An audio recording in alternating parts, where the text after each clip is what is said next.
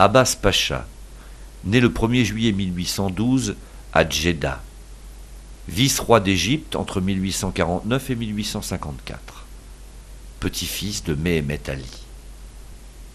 Son père, Toussaint Pacha, meurt 3 ans après sa naissance.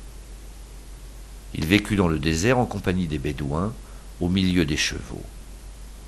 Abbas Pacha fut l'un des meilleurs éleveurs de chevaux d'Égypte.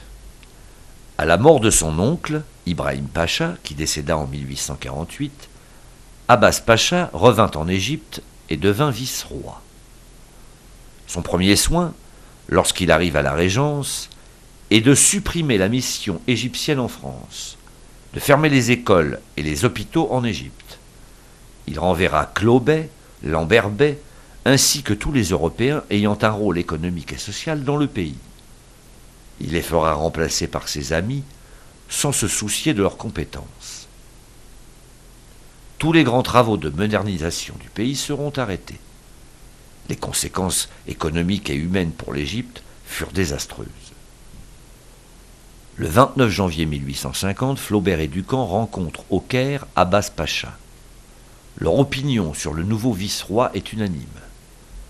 Gustave Flaubert, dans une lettre au docteur Jules Cloquet, dira de lui « Abbas Pacha, je vous le dis dans l'oreille, est un crétin presque aliéné, incapable de rien comprendre ni de rien faire.